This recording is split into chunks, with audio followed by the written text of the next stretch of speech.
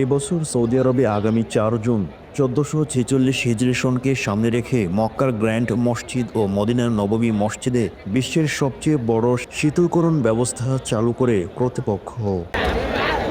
এই ব্যবস্থায় মোট 1,55,000 টন থার্মাল ইউনিট পরিমাণ বাতাস শীতল করা সম্ভব হবে। হাজিদের স্বস্তিতে এটি বিশ্বের সবচেয়ে বেশি পরিমাণে বাতাস শীতলকরণ ব্যবস্থা। গ্র্যান্ড মসজিদ প্রাঙ্গণে এবং করিডোর সহ গোটা মসজিদেই এই শীতলকরণের আওতায় থাকবে। গ্র্যান্ড মসজিদ ও মসজিদে নববী তত্ত্বাবধানে থাকা জেনারেল অথরিটি এই ব্যবস্থা পরিচালনা করবেন। এই শীতলকরণ ব্যবস্থা নির্ভর করে মূলত দুটি স্টেশনের উপর। একটি হচ্ছে গ্র্যান্ড মসজিদ থেকে 90 কিলোমিটার দূরে আল শামিয়া স্টেশন। এই স্টেশনে বাতাস শীতলকরণ ক্ষমতা 1,20,000 টন।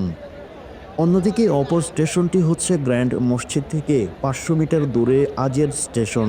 এই স্টেশনে বাতাস শীতলকরণ সক্ষমতা 35,000 টন।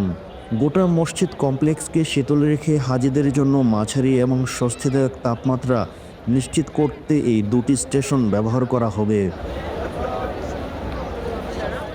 গরমের কারণে গত বছর হজ করতে গিয়ে বহু মুসল্লির মৃত্যুর ঘটনায় শোকাবহ পরিবেশ সৃষ্টি হয়।